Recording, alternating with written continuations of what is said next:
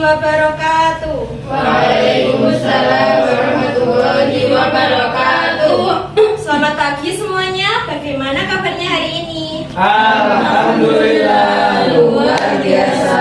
Allahu Akbar. Yes. Sebelum memulai kegiatan pembelajaran, marilah kita awali dengan membaca doa bersama-sama. Bismillahirrahmanirrahim. Oke, kita periksa presensi kita terlebih dahulu ya. Umi Afira hadir. Khairul Dwi Fitriana hadir. Arwan Nabila hadir. Oke, hadir semua ya, alhamdulillah. Pada hari ini kita akan belajar mata pelajaran Sejarah Kebudayaan Islam kelas 10 MA. Seperti yang kita ketahui, beberapa minggu yang lalu kita sudah membahas tentang Daulah Abbasiyah. Ada yang masih ingat di mana sih pusat letak pemerintahan Daulah Abbasiyah, Daulah Umayyah itu? Damaskus. Ya, betul sekali. Jadi pada pembahasan kali ini kita akan melanjutkan periode Daulah Umayyah yang kedua. Yang kedua ini terletak di Andalusia. Ya. Ada yang tahu di mana letaknya wilayah Andalusia? Di Spanyol. Ya, betul. Tepatnya di benua Eropa bagian wilayah selatan Spanyol. Ikrab ini ya. Karena masih ada kaitannya dengan Daulah Umayyah pada periode pertama, maka tujuan pembelajaran kita fokuskan ke pembahasan lahirnya Daulah Umayyah di Andalusia. Yang kedua, perkembangan peradaban dan ilmu pengetahuan Daulah Umayyah di Andalusia. Dan yang ketiga, faktor apa aja sih yang menyebabkan kemunduran Daulah Umayyah di Andalusia. Jadi, sejarah lahirnya Daulah Umayyah di Andalusia tidak terjadi begitu saja, tidak terjadi dengan mudah. Semua itu butuh proses rangkaian yang sangat panjang. Pada Daulah Umayyah periode pertama yang terletak pemerintahannya di Damaskus itu, pada kekhalifahan yang ke-6, yaitu kekhalifahan Al-Walid bin Abdul Malik, daerah Andalusia berhasil ditaklukkan. Tetapi sebelum menaklukkan Andalusia itu ada sejarah yang sangat panjang sekali, yaitu pada kekhalifahan yang kelima, Daulah Umayyah periode yang pertama itu pada pemerintahan Abdul Malik bin Marwan. Afrika Utara itu berhasil dikuasai oleh Daulah Umayyah, di mana letak Afrika Utara tersebut berdekatan dengan Andalusia, hanya berjarak sekitar 14 km, dipisahkan oleh Selat Liberia. Jadi Afrika Utara sudah berhasil ditaklukkan. Setelah itu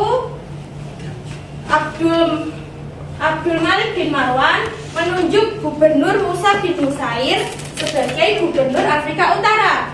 Setelah menaklukkan Afrika Utara, Musa bin Nusair menyusun rencana untuk bisa menaklukkan Andalusia dengan cara menunjuk Taif bin Malik untuk menyelidiki Andalusia dengan membawa 500 pasukan berkudanya, didukung oleh Raja Julian dengan membawa 4 buah kapalnya.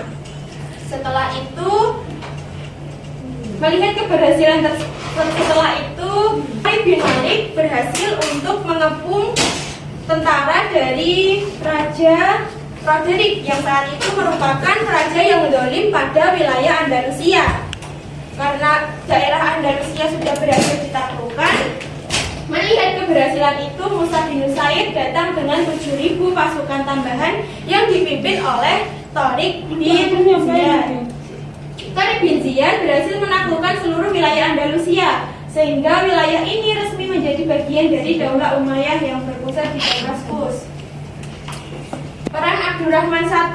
Jadi setelah wilayah Andalusia berhasil ditaklukkan, ternyata pada pusat pemerintahannya yang ada di Damaskus tersebut diserang oleh Daulah Abbasiyah, di mana Daulah Abbasiyah ini berhasil untuk meluluhlantahkan semua kekuasaan Daulah Umayyah yang berada di Damaskus dan menggantikannya pusat pemerintahan Abbasiyah di Baghdad. Lanjut. Hampir semua keluarga dari Daulah Umayyah tersebut tewas terbunuh oleh Daulah Abbasiyah. Yang tersisa hanya satu, yaitu Abdurrahman I yang bergelar Ad-Dakhil. Abdurrahman Ad-Dakhil ini beliau langsung melarikan diri ke wilayah Andalusia yang dimana itu masih dalam kekuasaan Daulah Umayyah dan membangun peradaban baru di sana, yaitu dinamakan dengan periode Daulah Umayyah yang kedua. Karena keberaniannya, Abdurrahman Ad-Dakhil dijuluki Raja Wali Quraisy. Selanjutnya pada periode masa Daulah Umayyah yang kedua ini terdapat 6 periode, di mana periode pertama tersebut pemerintahannya masih berpusat di Damaskus dan di Andalusia itu dipimpin oleh wali-wali yang ditunjuk oleh khalifah yang ke-6. Pada periode kedua mengalami kemajuan dalam berbagai bidang. Sedangkan dalam periode yang ketiga ini mengalami puncak kejayaan, di mana pada masa kekhalifahan Abdurrahman An-Nasir ini Andalusia mendirikan suatu universitas yang terkenal disebut dengan Universitas Cordoba, di mana pusat pengetahuan dunia bersumber di situ. Periode keempat ini mulai muncul perpecahan, yaitu munculnya mulk atau waif karena kurang jelasnya peralihan kekuasaan antara kekhalifahan yang satu dengan kekhalifahan yang selanjutnya, maka muncul rasa ego di dalam ahli warisnya untuk ingin memimpin suatu wilayah tersebut hingga wilayahnya terpecah belah kurang lebih menjadi 30 lebih negara bagian di Andalusia, dan itu membuat kekuatan dari Kristen datang menyerang. Pada periode kelima ini daulahnya diganti dengan daulah Murabitun dan juga daulah Muwahhidun. Pada periode ke-6 Islam berhasil digugurkan oleh Raja Romanik dan juga Ratu Isabella. Kemajuan pengetahuan dan sains yang dicapai dalam bidang filsafat ada beberapa tokoh yang ternama, yaitu Ibnu Rajab, Ibnu Tufail, Ibnu Rushd. Pada bidang sains ada Abbas Ibnu Shams, Ahmad bin Abbas, dan juga Nasawi yang memperkenalkan angka 0 sampai 9. Pada bidang kedokteran ada Ar-Razi, Ibnu Sina. Pada bidang fikih ada Ziyad bin Abdurrahman yang memperkenalkan mazhab Maliki. Dan pada bidang sejarah ada Yahya bin Hakam dan juga Ibnu Khaldun. Masuk apa boten nggih. Peradaban dan pembangunan Daulah Umayyah di Andalusia dipusatkan pembangunannya pada kedua wilayah, yaitu di Granada dan juga di Cordoba, di mana di Cordoba ini dibangun masjid raya yang sangat megah dan juga universitas yang bernama Universitas Cordoba. Di Granada ini juga dibangun istana yang sangat megah yang bernama Alhambra. Faktor-faktor kemajuan dan juga kemunduran peradaban di Andalusia. Kemajuan di Andalusia didorong oleh masyarakatnya yang beragam dan toleran. Jadi pada masa Andalusia itu Islam tidak bersifat kaku, tapi bersifat toleran untuk beberapa agama, yaitu agama Yahudi, Nasrani, dan yang lainnya. Sehingga terjadi kesatuan budaya Islam dan juga persaingan ke antar kerajaan yang memajukan ilmu seni dan juga penguasaan yang berkembang dalam kegiatan ilmiah. Faktor kemunduran Daulah Umayyah II di Andalusia disebabkan karena 4 faktor. Yang pertama karena sistem pemerintahannya, sistem peralihan kekuasaannya yang tidak jelas. Yang kedua, keterpurukan ekonomi karena pemerintahannya lebih memfokuskan kepada perkembangan ilmu pengetahuan dibandingkan dengan dan mengabaikan aspek perekonomian yang membuat kerajaan, kemiliterannya dan juga politiknya itu menjadi rapuh dan mudah diserang oleh bangsa Kristen. Yang ketiga, ketiadaan ideologi pemersatu, dan yang keempat, Andalusia terpencil dan kurang mendapatkan bantuan. Oke. Ayo Bunda mulai Bu. Selanjutnya kita akan menjawab pertanyaan ya, maju satu-satu. Ya. Biar Kita harus dia. Saya nggak suka sejarah, itu salah semua nanti. Gak apa-apa, salah gak dimarahi. Dia apa no?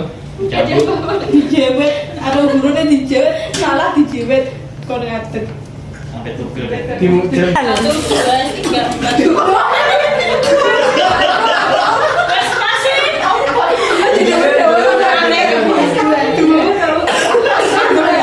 Ayo uang kan. Pada kaget keren. Dia wakil dulu soalnya.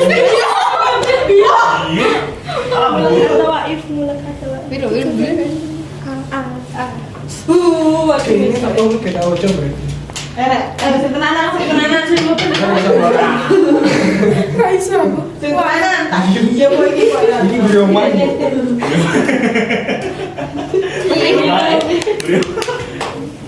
Gila. Nih bergundi. Kalau orang Budi. Masa peninggalan Islam ya? Gila bagian apa? Cuma bertapan kita apa-apa. Dia bisa berpulai kok. Tapi nggak diloyo dia. Tapi sing mantau.